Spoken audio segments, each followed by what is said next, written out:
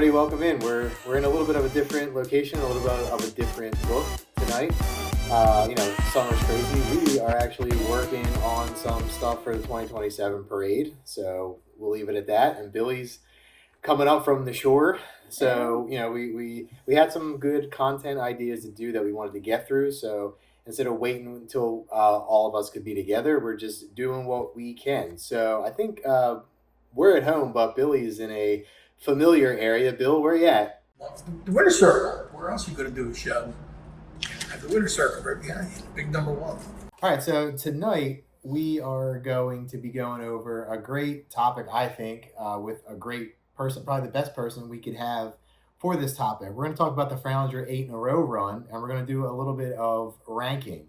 But to join us for the ranking tonight is John Wernega, the arranger of all of the 8 in a row music's scores for Fralinger, which is, again, probably the best person that we could have for that. So I'm going to ask Haley, before we get into it, to go over the poll results back from our Battle of the Bands night, which is the last time we spoke to John Wernega. Yeah. So before we get too crazy into it, I know we're probably all excited to hear this. Let's hear some poll results. Yeah, so as we know, the battle technically wasn't awarded a winner, but everyone has their opinion. And across the 3 platforms that we did poll you on, which was Mum Nation, our YouTube channel, and the Spotify poll, Fralinger did come out on top and at like a 2-to-1 or 3-to-1 ratio. So they were having about 70% of the yes votes for a win. And it does tie into today's episode. So great job to both Quaker and Fralinger. I mean, it's so hard when you have 2 huge bands put on such great shows, even just for the public like that. So I think it was great.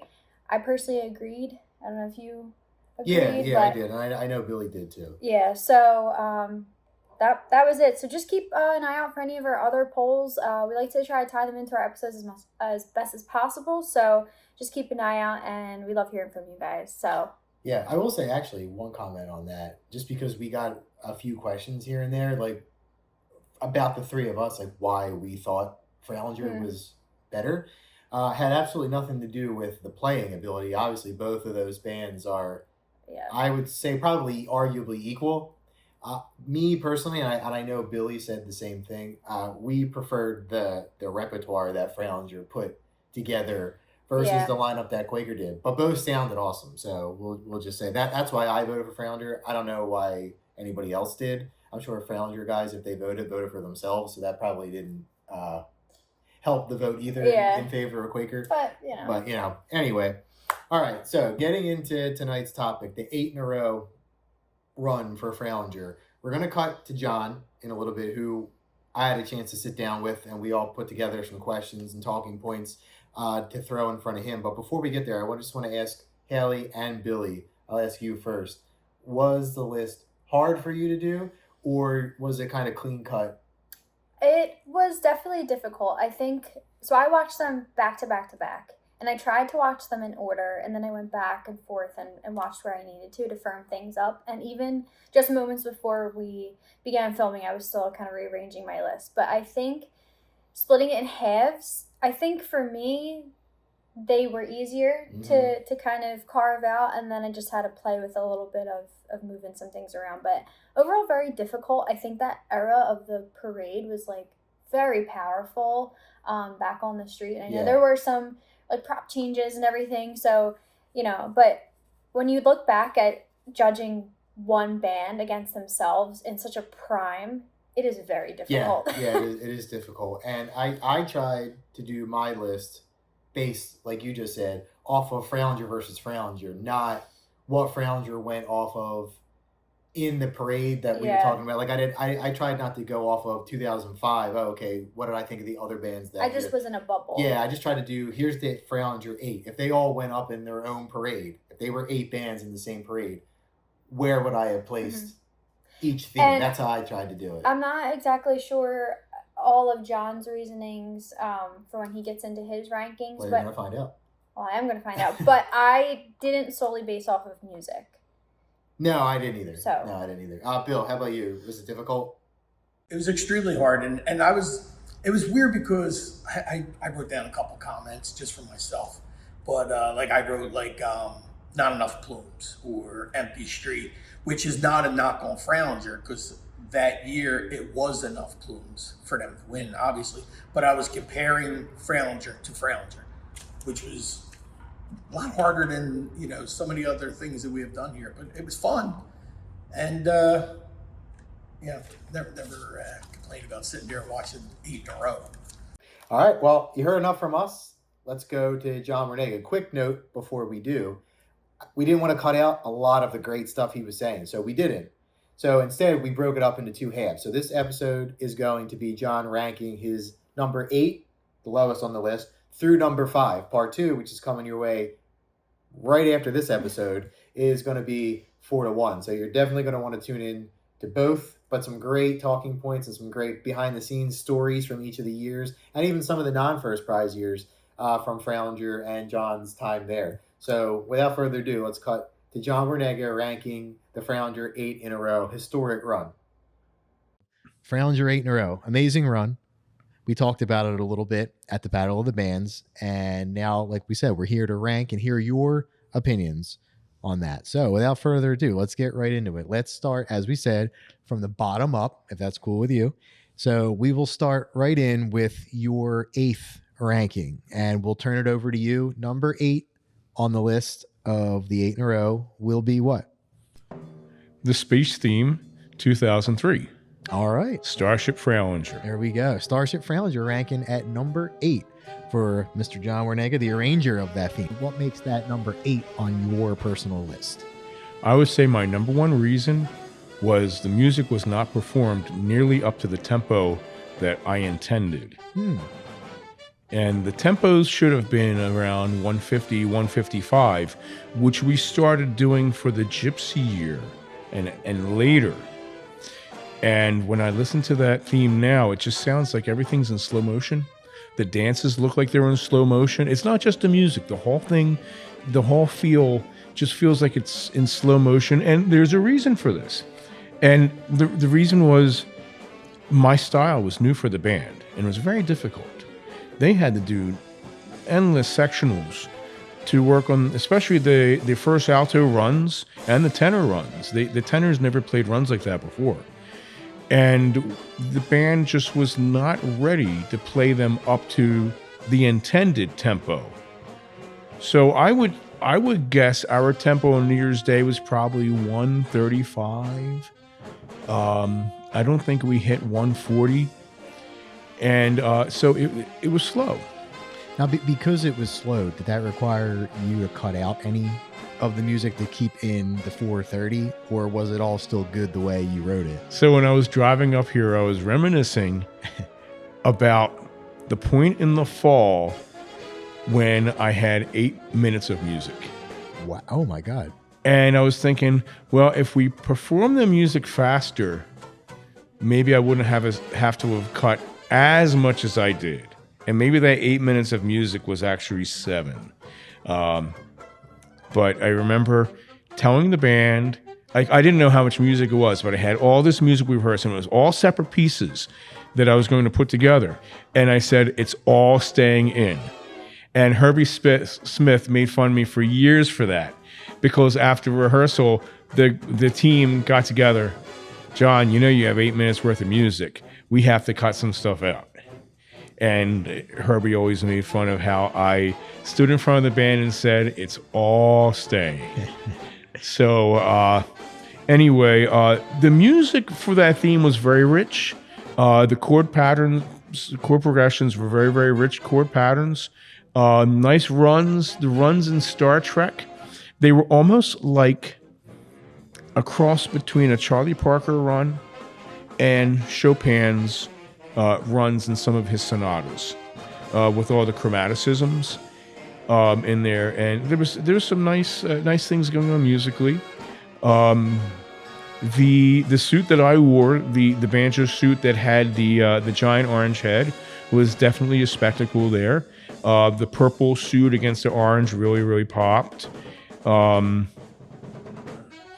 like the use of the acetate, We had acetate on the dancers. They were more like a robot type. And I like to look at that. I felt color-wise, I felt there were too many colors jumbled in one place myself. I still consider it an excellent theme. I do consider it excellent. A problem I also have with assessing that theme is the sound coverage from the television was terrible that year.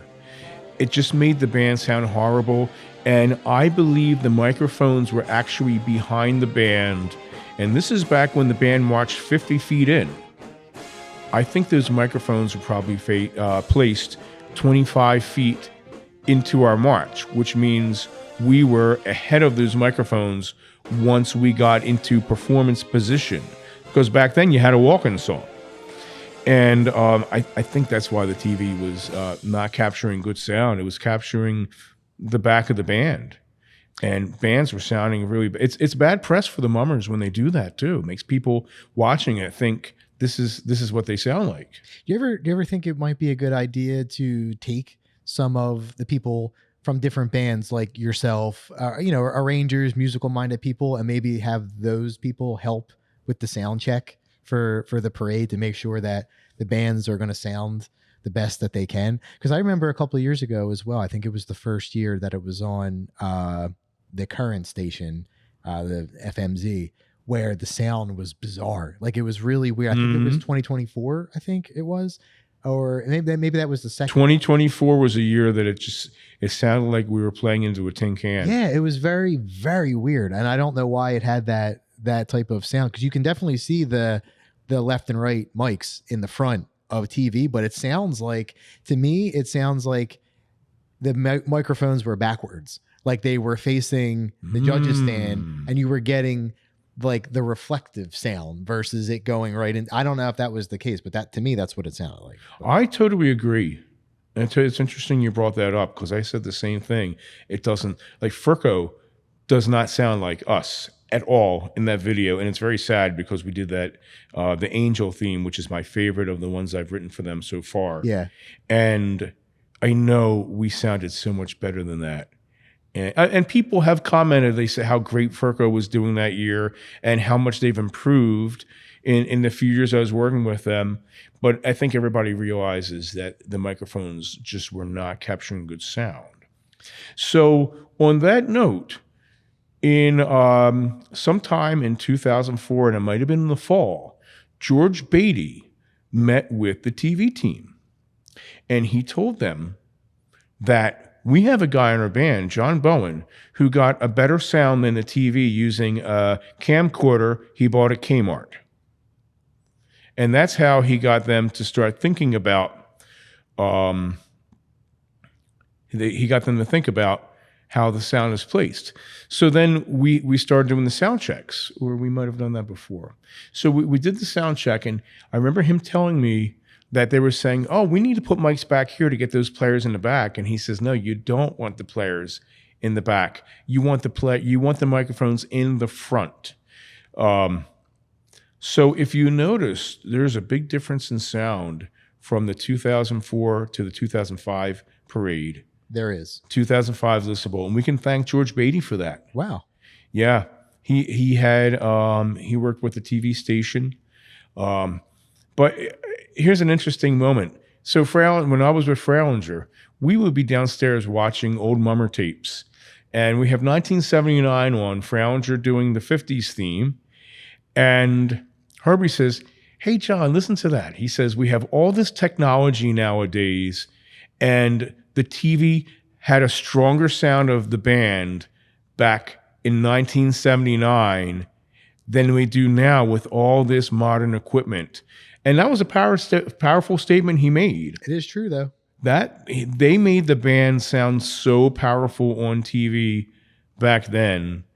And so I think back then they had overhead mics, mics hanging over the bands. I believe they did. And I also, as like an audio visual person, I feel as though that the back pieces had something to do with that too, because it was your own personal wall behind you. So all the sound was kind of pushing forward and up, a little bit. Now, like, you don't really have any backing, wrapping anybody. You know what I mean? So I think the sound waves are a little bit different with back pieces versus without them. Personally, I think that too. And the feathers, you think all those feathers is a little bit of a dampener as well. So I personally think that's placement, and the back pieces is two reasons why the sound was a little different for that era versus without back pieces. And if you think about it, the era where we really had to start changing the way the mics were done around '03, right? That's like the first of the beginning of the end of back pieces as well. You know, when you think about it, because by '04, the following year, no back pieces at all, really, And I have the whole story behind that. of the back pieces. Yes. Yeah, But before we get to that, sure. I find the back pieces definitely hinder the sound. And to me, as strong as they made the band sound in the 1970s, they had to overcome those back pieces blocking the sound. Some of those back pieces were solid pieces of plywood, Yeah, and they were murder to march with. They had to overcome that. They must have had overhead mics. So Fralinger in 1981, we all know that they came in 13th, which was a shock to everybody. And people say that they had these mirror back pieces that were blocking the sound, and they warned people were warning people in the band, you need to get rid of these. It's blocking the sound. And they didn't do that. And they think that contributed to the 13th. And they said, why are they so strong on TV? And then it dawned on me, they must have had mics hanging over the band. So you weren't hearing what the judges heard. You heard what the mics were picking up above the band, and it was surpassing the back pieces. And somebody said that when they went to shows, they got rid of those back pieces and the band was so strong. And I mean, that makes total sense. yeah, It really so does. it's a possibility that those back pieces, what the judges heard was not what we heard on TV. So let's talk about the back pieces. Yeah, sure. So in the summer of 2001, Herbie Smith turned the arranging over to me of the music. But we also got a new costume designer, and I believe a new costumer too. But I know we brought in Russ Fama for the first time. And I remember our first meeting with Russ, and we were doing a night theme. He suggested doing away with back pieces and having jeweled horses, and they would function as the back pieces, but they would be these jeweled horses instead. And we were not ready to just do away with back pieces. Yeah, it's a hard sell. And we had jeweled horses. We had people riding them, some of them on stilts, some of them on feet. And that was some of the most beautiful costuming we had. Oh, yeah. Lots of acetate.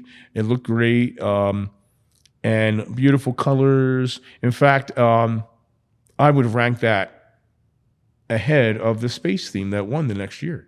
You know, I would agree with you actually on that. I would. Yeah. So anyway, so he suggested that. And we did not go with that. For the space theme, I don't think he suggested anything about the removing the back pieces. And we were using the back pieces as a curtain, which mummers were doing for a long time at that point, to hide a special feature, and they open up, and here comes the banjos, or here comes this. So the next year was the Pirates. That was the year he talked us into going with no back pieces. We were a little concerned, but we decided to go with it. Yeah. We know we had a great band, and we knew it was a great theme. I felt 100% confident on the music for this, and we decided to take that risk of not having back pieces. So what happens when a band wins with no back pieces? All the other bands are saying, why are we spending money on back pieces? If they can win without back pieces, what do we need to spend the money for? True. Yeah. What do we have to make them for? Right. So we start putting all the work in the props. And the 2004 parade, remember, there was a few factors in here. The summer, it was a meeting, I believe it was here. We had the association meeting, and we had to decide, are we going to put wheels on props? because the judges for the past few years were suggesting putting wheels on props. They said, why are you making it so hard on yourself by not having wheels? I believe Mike Rayer was one of the people that voted yes for the wheels. I remember John Pignotti giving us a warning, and he says, wheels will break. And just be prepared. If those wheels break, you might have to leave those props behind. So he just wanted to make sure we thought this out. And we voted yes. And I don't remember what month that was, but it was in 2003 where we got together, and they had the music directors and drill masters of all the string bands get together and vote. Do we want wheels or not? So the fact that we had wheels on props meant we could make bigger props. We could make 3D props of things that we couldn't do 3D before. Less need for back pieces. Fralinger, we had that gigantic ship. Mm-hmm. I remember at the judges' stand, shadows, walking around that and being in a shadow. It almost felt like at one point I was inside of a building. And you just see these shadows from that. So because of the emergence of the big props and the suggestion from Russ Fama to get rid of the back pieces, he thought they got in the way of the show. So that started that. And I just feel the other bands thought, why are we doing this? If they won, we don't need to do this. I don't think the bands thought they're going to win if they don't have back pieces.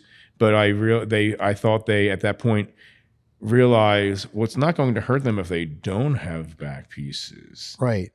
Yeah. No, it makes sense. So then the next historic vote was in 2004, sometime, I guess, in the spring. And they got together all the music directors and drill masters.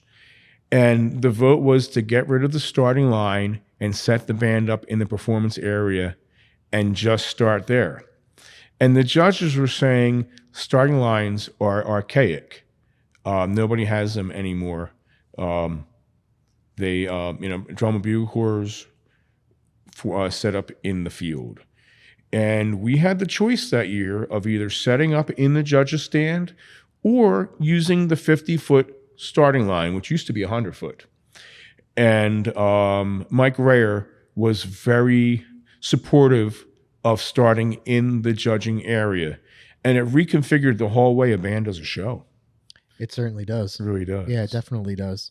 Definitely does. Because if you think about it, starting at the starting line means that every band is essentially starting in the same formation, really. Yes. Now, totally not the case. So you can have a completely different look band to band, which I actually do like. I prefer that. I mean, I know people are split on the wheels because prop size. Some people say, I wish we never did that, whatever.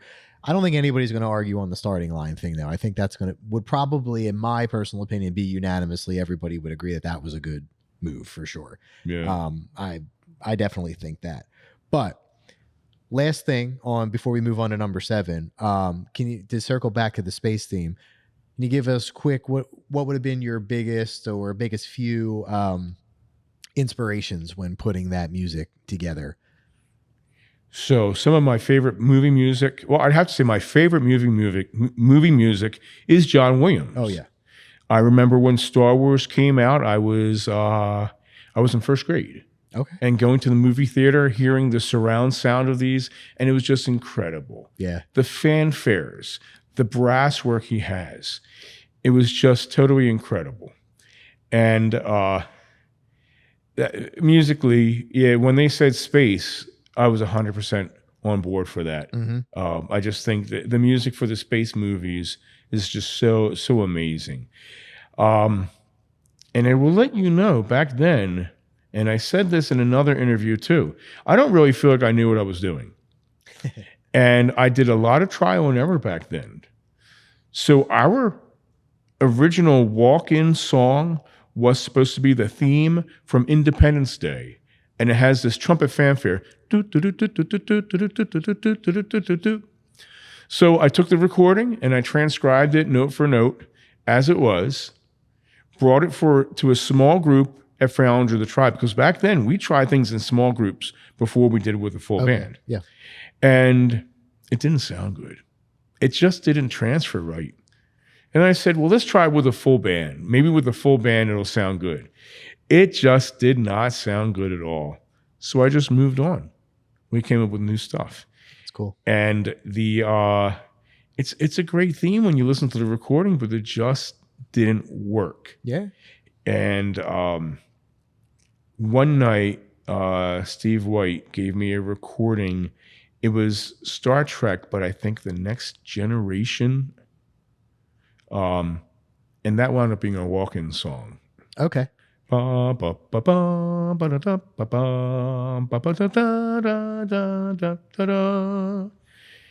it just, that was so powerful. Yeah. It was so powerful. And something actually, I've never heard that theme before. And it just right away when I heard it, I said that's a winner. Yeah, definitely. So the finale of that, it was from a Ted Heath big band recording. Ted Heath had a big band in London in the 50s and probably late 40s. And he had a more aggressive, more contemporary sound than the big bands during the 30s and the 40s. Mm-hmm. And the recording of Just One of These Things just drove me wild. It was so much drive to it. And somebody suggested it. I think it was Warren Ribble suggested, let's do, how about Just One of Those Things? And there's a line, A Walk to the Moon on Gossamer Wings in there, which was our little bit of justification, and also the space creatures, which we would call things. We had very light justifications as to why this belongs in a space theme. Right. So I brought it up one night, and I had a little group try it. And I think it was Jimmy Moran who says, that's our finale. And I agreed too. It just came to life. It was just so good. And the judges really loved that arrangement too. Nice. They really, really did. So I would say the space theme, full of gems. That spaceship coming up in the back, it's so haunting watching that. It's almost just the haunting look of this gigantic thing rising up the band and with the music. And I think that's something that put us way over the top. We definitely did bigger prop ideas that year. Mike Rayer was inspired by a judge's comment the year before. In 2002, we played the Shostakovich Festive Overture.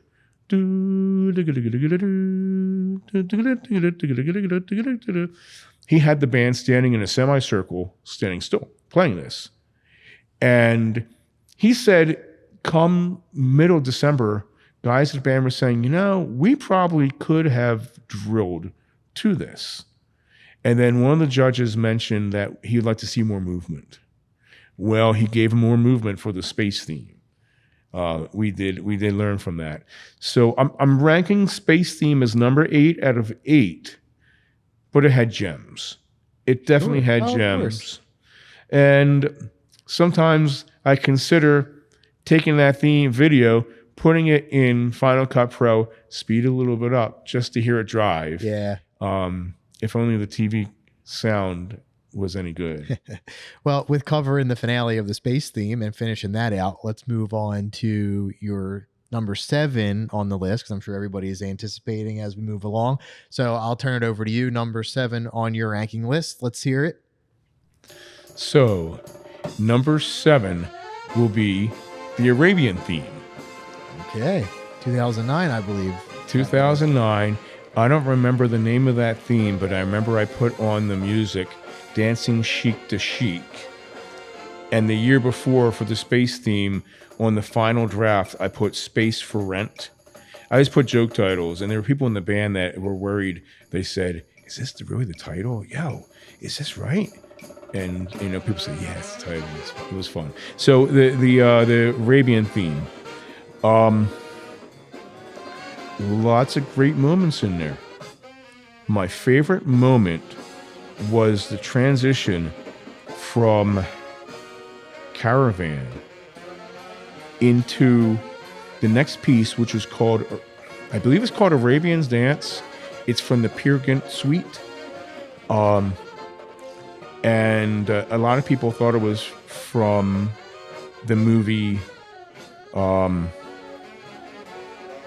was the Disney movie? Aladdin. Aladdin. Yeah. But it was not. It was from the Peer Gynt Suite.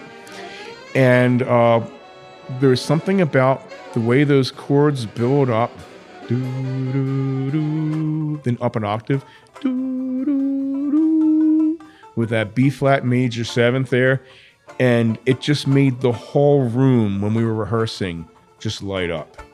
And then it just built and built, and we had this bell chord and these runs, and then exploded into that. And that one, to me, is one of my favorite musical moments in of all my string band arrangements. Overall, I think it was good, but it felt more like we were following the Fralinger pattern. It didn't feel, there was something that wasn't free about it. I still think it was a great set of music. Nice suits, nice drill. We had Anthony D'Amore Jr. playing a saxophone solo. He made it sound like an oboe. It was the Snake Charmer scene. Yes, very solid. Really, really nice moments. I believe the finale was from Scheherazade. And there were nice things that happened from there. The grand ending with the Lawrence of Arabia. So the original plan for that theme was to put Lawrence of Arabia in the beginning, just like Quaker City did in 1987. Sure, yeah. And I wasn't crazy. For one reason, I thought that belonged to Quaker City. But for another reason, it just didn't sing. I brought it up, and the band didn't seem to sing on that piece. And one night, I might have found, listened to a marching band online, and it inspired me to write an intro. And I basically made that intro up. I don't know what it's based on at all, but it had the same feel as that marching band. And I knew I had to sell Billy Bowen on the change in the intro, because the whole team was set on Lawrence of Arabia. And I called him. I said, listen, I've got a slam dunk intro for the band, slam dunk, and I would like to move Lawrence of Arabia to the end. So he was listening. He was all ears for that. And then I brought it up the next week. Everybody loved it. Everybody loved the new intro, and it really, really drove. And that was a year that we didn't start with a drum feature. We started with the band. And then they went to the drum feature. And it was very explosive. And I made some changes in the arrangement of the Lawrence of Arabia, and I put a tenor counter melody, which has a lot of those Arabian flavors throughout the theme. And it was a great ending. It was definitely a great ending. And it was a little different than we were doing before. We didn't expect to do it like that. But it worked out well. But I still feel it was not nearly as strong as the next 8 coming up. So it was a great theme. It was a colorful theme. And I'm going to tell you another thing. I know what influences this. When I saw that theme for the first time on TV, that was the first year they changed the height limit from 16 feet to 12 feet. Everything looked short to me. Yeah. It just didn't look. It looked like everything was short and condensed, and it looked obvious that we weren't allowed to make anything taller. And I think that influences how I feel about that. Musically, yes, the Caravan, great chords. It was an entire homophonic arrangement. There was no counterpoint at all in that, but you had great chords in there. We had a piece in there called, I believe it's called Rahad Lakam, and it's from Kismet. And I arranged that for South Philly String Band in 1996. And we didn't score well at all that year. But I decided, let me bring it back for Fralinger, and maybe this band can really bring it to life. And it had a really fast moving line going in there. I think it was in the tenor part. And there were some great musical moments. Just for some reason, to me, it doesn't stack up. It doesn't meet the standards of the next 8. Yeah, before we move on, I want to ask you this, because a lot of people bring this up on the show side. But how careful do you feel as though, as the music arranger, you need to be when you're taking on an ethnic theme, as far as authenticity and not crossing into the wrong regions, the wrong countries musically, and honoring that the areas that you're trying to portray? So I will address this with some of the themes to come in this interview. Oh, okay, cool. For the Arabian theme, we kept it Disney. And that theme was circulating in our creative team for numerous years. But the 9/11 attacks put a stop to bands doing Arabian. As you know, Furco had an Arabian theme for 2002, and they switched to an American Cowboy theme because there were too many hard feelings. So it took us a while. So that was 8 years after the attacks that we decided to do that. And we decided, let's make it all Disney. So it basically was a Disney theme more than it was an ethnic theme. And I know there was some research done about the dancing, and I think it was Tommy D'Amour, who was really an impressive dancer that year, really impressive. And I think he's the one that said, I asked him, what's the difference between the hands and the Arabian and the Egyptian? And he might have said something like palms up for one and palms down for another. I don't remember, but I could tell that the team did some research to make sure the hands were in the right position. And I don't want to, when I get to the next themes, I'll discuss the ethnic things that we had to deal with those themes. Awesome. So the Arabian theme, we really didn't have to deal with too much with ethnicity because it was just Disney-esque. Yeah. All right. Makes sense. All right. Yeah. So let's keep moving then. So that was number 7 on the list. So not cracking the top 5 yet, but moving on to number 6 on the list. What do we have? I'll turn it over to you. So we have the Pirates, All right. 2004. And I know some people in the band will disagree, and some people might agree. It was a great theme. My last title on the music was Pirates of Penzance, which was a play on Pirates of Pensport, which was a play on words of the Pirates of Penzance. Yeah. So that theme, the costumes were very rich. I was very impressed at the use of the velvet. You had maroon velvet on the pants. We had the shirt that I'm sorry, not the shirt, the hat. We had these giant hats that looked like sombreros, and we were calling it the urban sombrero from the Seinfeld episode. We always had nicknames for these suits and the hats, and that was a really beautiful suit. And I actually have one of those in my collection. Oh, nice. And so there were some great suits in there. You had one pit band that the primary color was blue. The other one was the maroons, the oranges, the golds.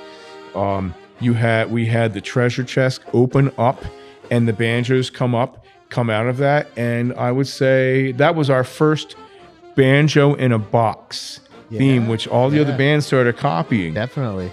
And it was so with that theme. Here's the funny thing. They submitted a Roaring Twenties theme behind my back. Oh, really? Yeah. So then one day they say, John, by the way, we're doing Roaring Twenties. I say, we're doing what? So we just came from doing a Pops orchestra, because that space theme, the space music score was like a Pops orchestra score, very rich. I said, I'm not comfortable with this. It's not the style that we did the past 2 years. And in 2002 and 2003, we still had an arrangement category. One category was actually called music arrangement. And we won both of those years. And I said, I'm not comfortable with this. This is a total different style. I don't know if our band can meet the intensity of the space theme and the Knights. And so I was fighting the battle. One night, it might have been Anthony Tenuto who called me and says, okay, you won. The costume sketches came in, and he said they were so terrible. They were trying to make something bigger out of a small suit. And so, okay, you won. So they presented, when they called me and said, what do you think of Pirates? I said, do it. I said, absolutely. Because the soundtracks were just, well, I'm going to say cinematic. The soundtracks were just so great. I knew it would be a great theme. And so with the Pirates, I was definitely very proud of that theme. I don't think it stacks up to the next ones in line, but it was great. It's another one like the space theme. I thought it was too slow. We had it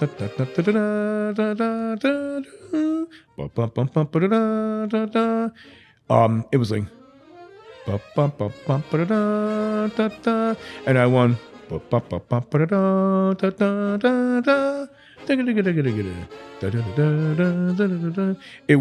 didn't have the drive that I originally intended, but once again, at that point in the run, the band wasn't ready for my intended tempos, and it was most important that we played things in tempos that we could play well. And thanks to having Bill Garton, who would stand in front of our band and make us sound like an orchestra. And we cannot underestimate Billy Garton's influence on Fralinger in all those 8 years and how that's rubbed off on the other bands. So anyway, that's the pirate theme. And it was the first year, as I said, where we were allowed to use wheels. So we had that gigantic pirate ship. The only thing that resembled a back piece in that theme was on the ship, and I think it was connected to the prop itself. It was behind Billy Bowen, and he was steering it. Yes, at the but end. I don't think he wore it. I think it was just there and appeared as a back piece. Right. Yeah. We had, let's see, yes, like I said, the spring before, they had all the music directors and drill masters get together and vote, should we have wheels? And I was kind of split on that because I liked the challenge the bands had. Pretty amazing. All the big sets they brought up with no wheels and only 2 people per prop. And I admired the challenge of that. But once we had the wheels, there was no turning back. Yeah. Because it just made sense. Now, what I want to ask you on this, since we're talking about really only the second theme in your run, and you've commented a couple times about, your arrangement style was different for the band. It was new for the band. At any point, like early on in that, in the 02 season leading up to Space, in the 03 season leading up to Pirates, did anybody ever come to you with the best intentions and kind of say something to the effect of like, John, no way, come on, let's take this down a little bit. This is crazy. This is hard. Like, did you have to fight that battle? Oh, the difficulty level. We had a large group of young players in the band. I call them kids in their 20s, 30s. I think most of them were in their 20s. Some of them were in their teens.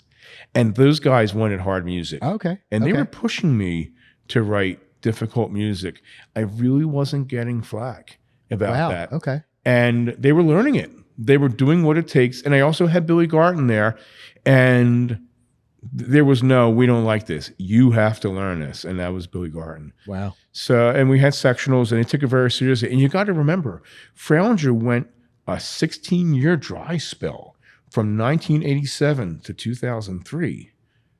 These young guys were hungry for a first prize. They were tired of losing. And I remember back in the early 90s, maybe 92, 93, hanging out with Steve White at Fralinger after one of those Philly Games jobs. And we were talking about how, we've got a lot of talent in this band. And we'd like to see the band have more challenge. So you fast forward 10 years later, we're starting to do more challenging. But Herbie started that too. Herbie started, I would say, with the King of String and Swing. There was a lot of challenge there. When we did the Hobo theme in 2001, that was a very technical theme. Yeah, it was. So Herbie actually did set the tone for that. And, Furco started off, they had the Barnyard Boogie, and then they won with Sing Sing Swing. And to me, Sing Sing Swing started the million note race. Because then all the bands wanted to be able to keep up with them. And then Quaker City, eventually their music was more technical, and they won 4 in a row. And then we had to do something to win. So yeah, I would say there were times when people would say this is too hard. It wasn't that often. People really had a good attitude, and they really wanted to play this music, and they wanted to make it work. If I pulled something out of a routine, it wasn't because it was too hard for the band. It's because it just didn't sit well. It didn't sound right when they played it. It had to have a certain winning sound. So for the Pirates, on that note, the team had me have the walk-in song originally, the Muppets on Treasure Island theme. So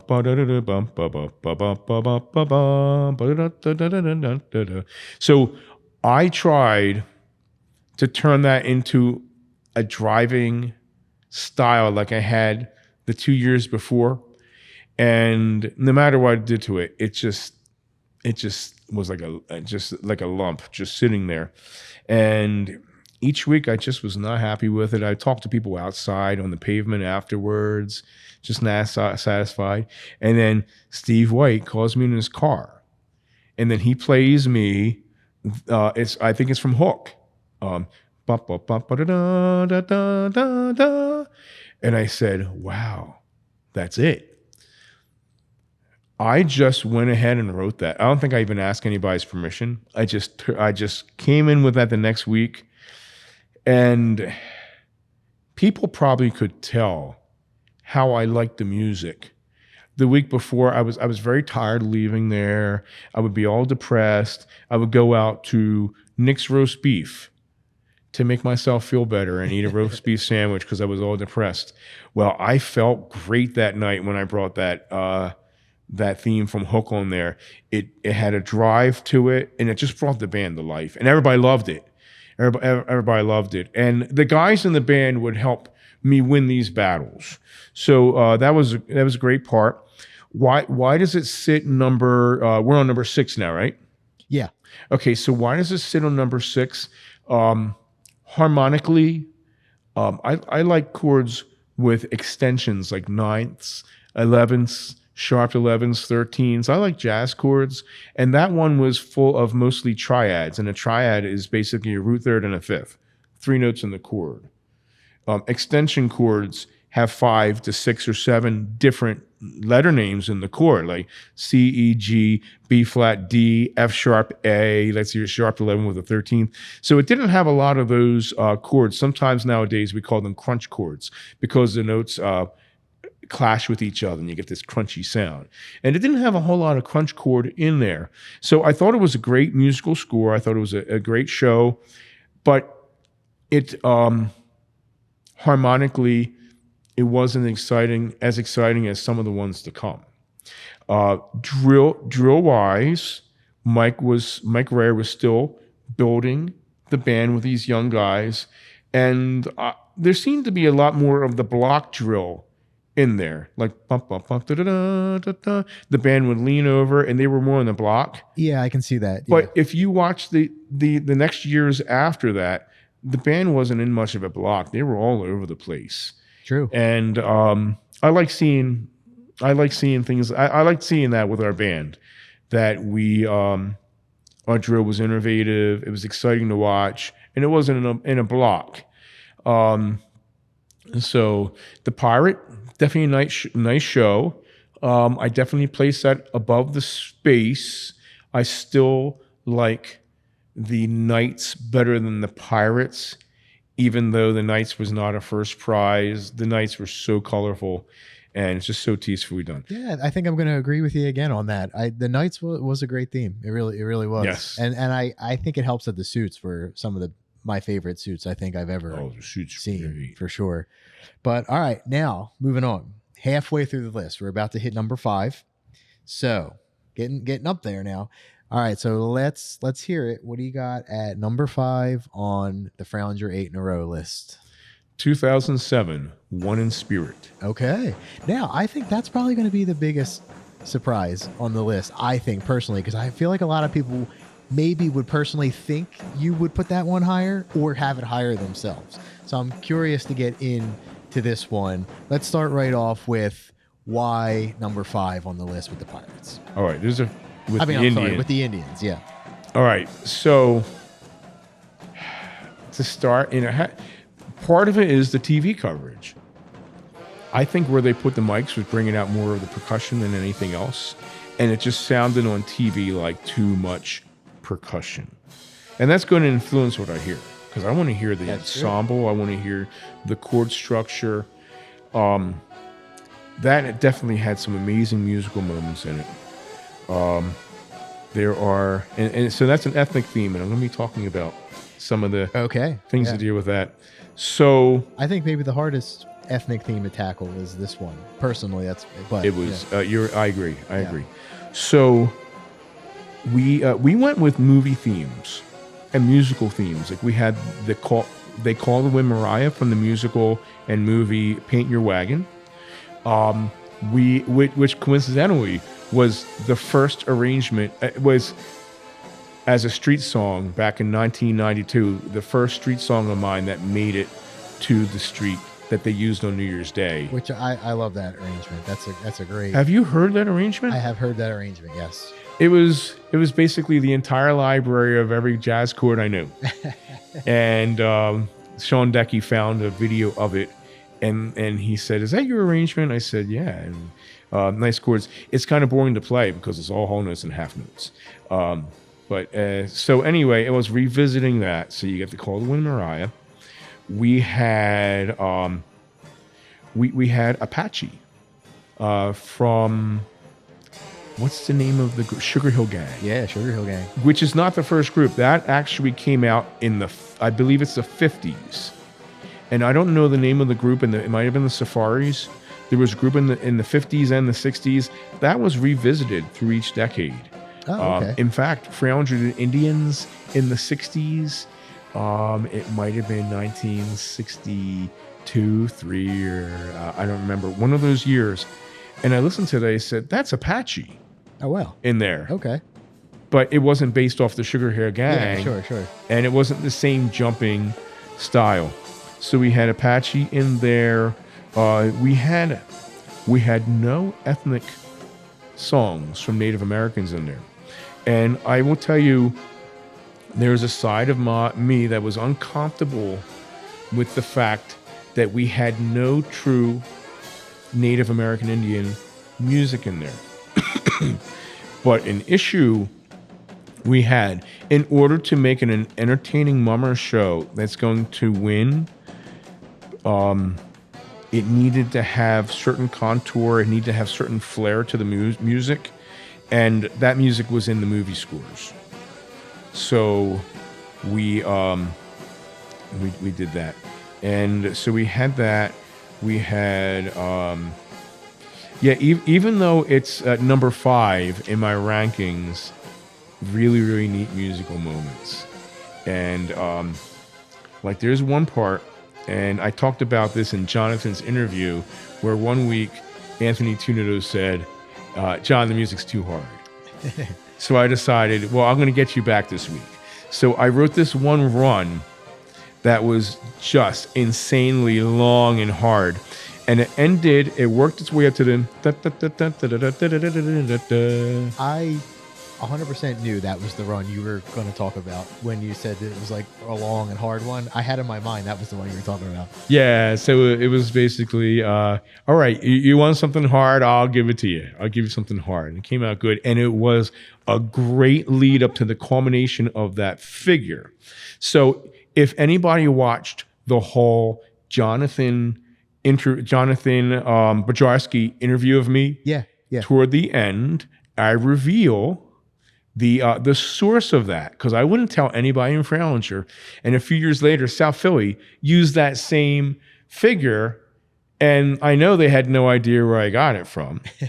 So in the John Bajarski video, if you could watch that, you'll see the Pink Panther episode it came from. Get out. Nobody would ever know. No. It was a scene, it was a chase scene, and the guy stole something from Pink Panther, and I believe the Pink Panther was chasing him, and he wasn't chasing Pink Panther. And at one point, one was on the top of the stairway, and another one was upside down underneath, and that's when that came out, and the trumpets playing.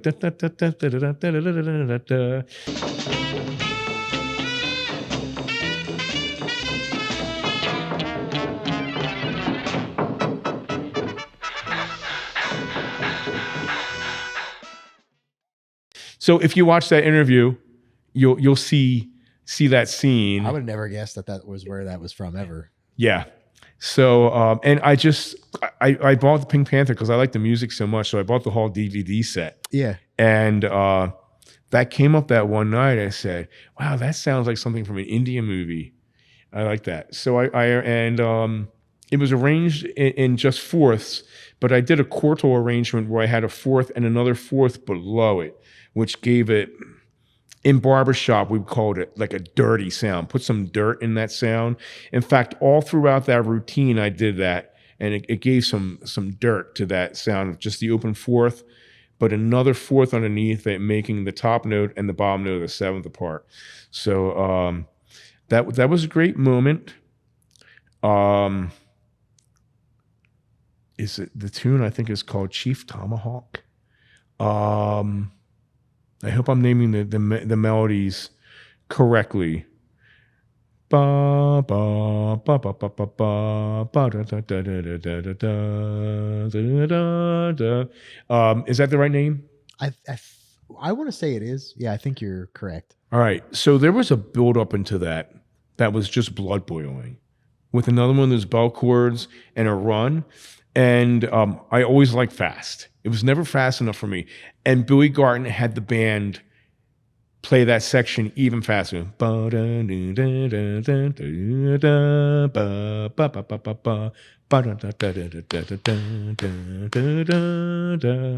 that back rhythm, bum, bum, bum, bum, bum, bum, was behind there. And it was so explosive. And Mike made this really neat drill where the band was forming these triangles and then moved this side, another one form, and it had this line, a line in the back, and they were making this triangle, then they move, and another one form a triangle. And it was such an exciting part of the music. And I'm disappointed at how much drums I heard on television. I need to take a look at the John Bowen video. I don't know if I've watched that too much. And see if I'm more satisfied with the balance, because the band did some neat things. Mike Rayer revisited a drill from 1992. If you know, in 1992, we did Indians, and the whole band formed a big arrow. And if you watch overhead, you see the arrow. Yeah. And he rotated it. He did the same thing with this theme. And I remember thinking, why is he doing that? We came in second with that arrow. But we were in a new era. The motions he had the band doing, like this sort of jogging step in there and going backwards and forth was just awesome drill That's funny. work. That makes total sense. I never made the connection that he did that again. Like, because I remember that in the 92 theme. I didn't even think that it was reused in the 2007 theme. Mike was revisiting ideas, but the one thing we were all very superstitious about was the benches. And Mike would always have that joke. We might as well bring out the benches again, because the band they got fifth place in 1985 with benches. The 2001 we came in third. Jazz in New Orleans.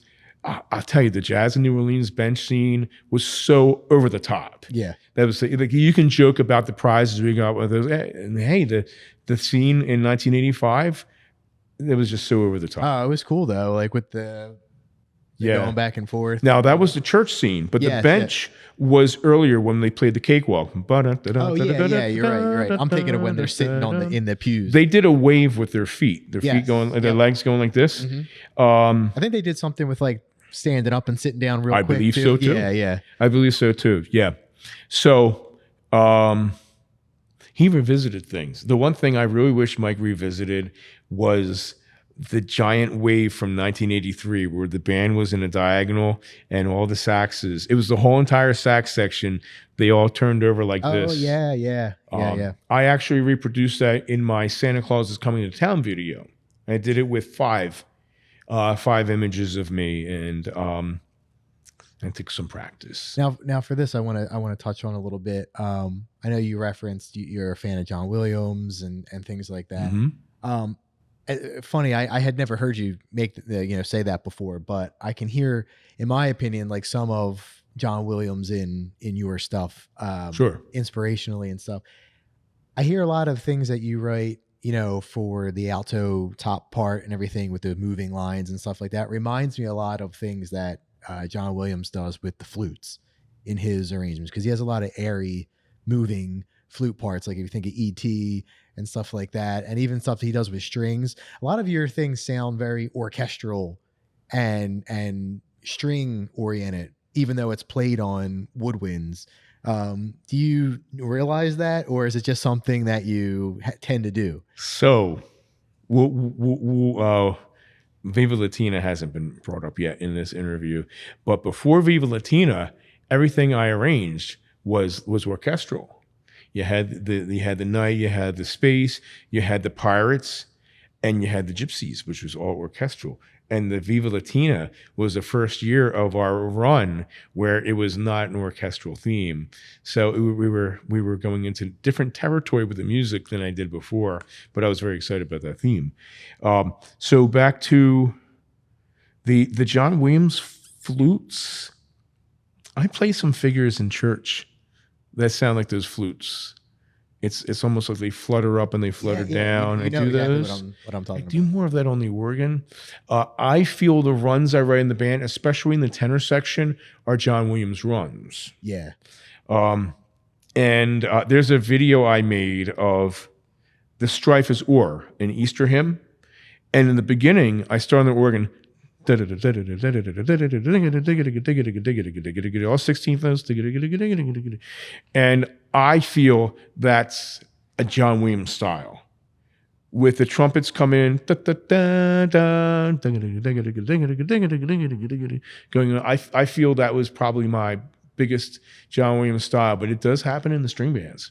It does. And it's a fanfare against violin runs.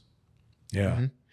Yeah. So we're still on the One in Spirit. Yes. The Indian theme, American Indian theme. So like I said, one thing I was uncomfortable about was that I didn't have any any authentic Native American Indian songs in there, but I can understand why. And I bought some CDs over the summer.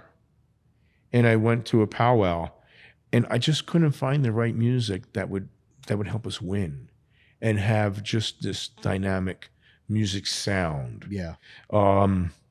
So it just wasn't right for us. So we had that. So as far as the ethnic, I called on Mike Rayer one day because they were going to play "Hail to the Redskins" as the walk-off song. And I said, listen, I'm going to call the Lenni Lenape Nation, their headquarters, and I'm going to ask them what they think about that, because I don't think we should do it. So I called, and the lady totally agreed with me. She says any song used as a fight song for a football theme is definitely considered offensive. And Mike was right on it with me. Let's get rid of it. So I don't remember what we walked. We might have walked It was off. drums. It was just drums. Just drums. Okay, yeah. it was just drums, which we did in the Gypsy year too. So we might have done that, but we did have concerns about things that would be offensive to the Native American Indians. Now, several people from that Lenape Nation who actually, it was a parent of students of mine at my school, asked for several of the costumes. Really? And they wanted the costumes, not for the costumes, but to use as pieces to make new uniforms. Really? Yes. Wow. And the last name was Gould, Gould. I had his daughter Leah, and he had some good talks with me about Native American costuming, and he said it had evolved through the years. And he says the fabrics they use now and the colors, the span of colors, and this is what he told me, was it's much wider than years ago. So they seem to be embracing more different colors, and I guess they will use sequins now, and they will use other things. But they got some of the costumes for me to make their for using for materials for their. So it seemed to be well received. From what I got and from what I heard, it was well received. And we called it One in Spirit. We wanted to make sure that the show was respectful as possible. It's funny. One day, it was either Kenny Pooler or Tommy King Jr. One of them said to me that they called him Mariah. He says, it makes you want to cry, and it makes you want to cry again. It makes him cry. And it was a very dramatic arrangement. And it started, and then it had this build up. This build up in there. And it was definitely a very emotional arrangement. It didn't make me cry, but I could feel exactly what he was saying, that it just had that emotional sound to that. I definitely Chief Tomahawk was a favorite of mine from there. The Pink Panther quote was a favorite of mine from there.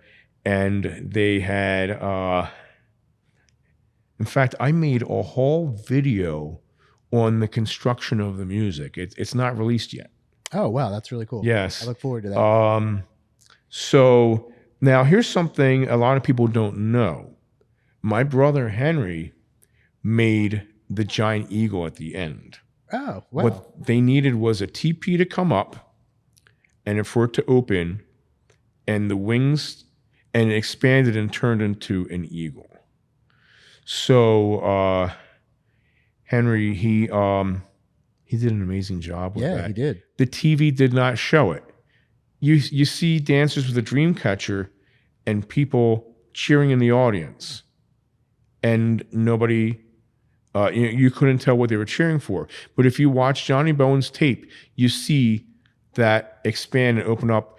The eagle was 21 feet wide and 15 feet tall. It just made it. He made the head from chicken wire. He still has the head, I believe. Wow. Yeah. He didn't put the feathers in there. I think Tommy Bruzio put the feathers in there. He made the claws. I remember coming for Thanksgiving dinner and seeing one of those gigantic claws. And I think he wrapped it with yellow duct tape, and it was shiny. Same thing with the beak. I think he still has that. Oh, he spent day and night. He stressed over that so much. It was definitely a genius invention of his, and he can build anything. All right. Well, there you go. If you never had a chance to talk to John, or you were always wondering what he would have thought, there you go. His 8 to 5 rankings. And we actually did our own, which vary a little bit from John's.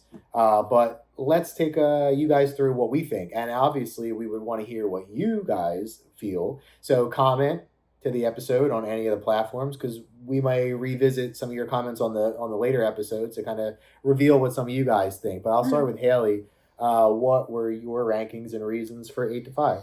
So 8, I had 2003, which was the space theme. Just not for me. Out of all the other shows, right off the bat, unfortunately, space just was against them for me because it's just not one of my favorite themes. However, it was so great. In ranking everything else, it just slotted in last. 7, I had 2004, which is their Pirates. And this is tough because I really love pirate themes. I love pirate music. However, I felt like the actual music was very slow for that type of theme, and it kind of made the show run a little flat, and there wasn't much of a show actually going on. And they had a great pirate ship and everything, but there just wasn't much going on otherwise. So that was my 7. 6, I had 2007's Native Americans, which I probably am like an outlier here. You can't go wrong with this theme and the presentation of it, but I thought the show was just okay. It wasn't my favorite out of the rest. Also note the TP's Puffin' the Smoke was just so distracting to me on the music because I feel like they were so loud. And I will say the pre-finale leading into the finale, that music run was great though. So, and then number 5, I had 2008 Cowboys. I thought this was a little sloppy for them, but overall I thought the music and show were pretty equal, and I'm a sucker for this type of theme.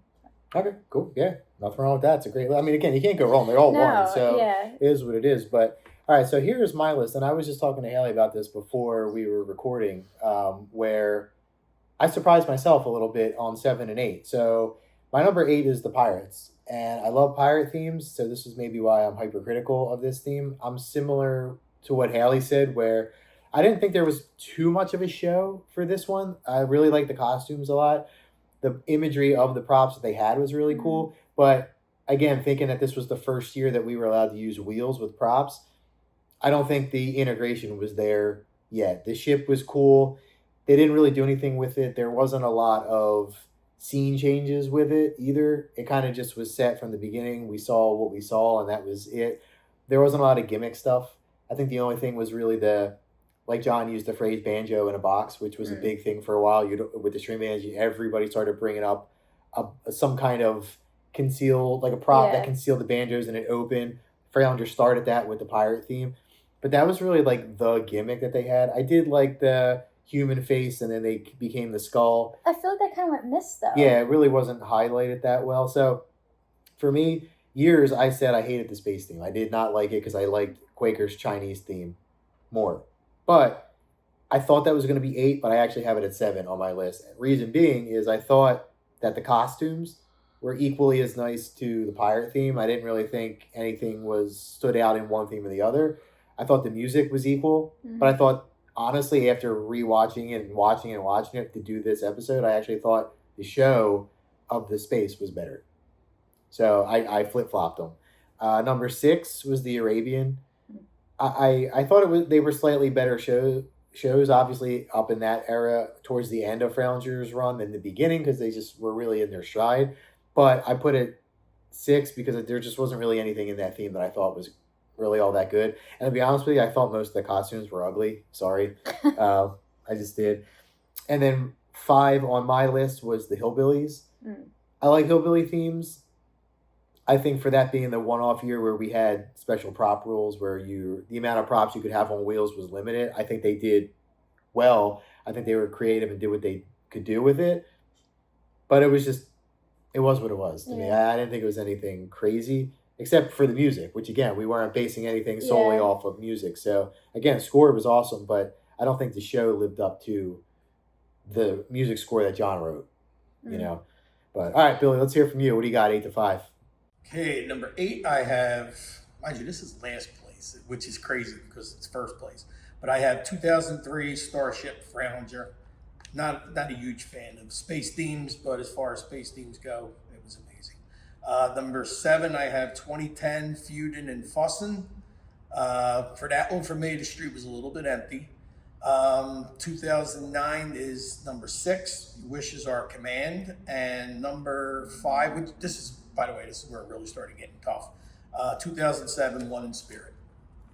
All right, well, there you have it. Our rankings, John's rankings. And I know that everybody is probably curious what John has for 4-1. Probably more curious what he has than what we have, and that's fine.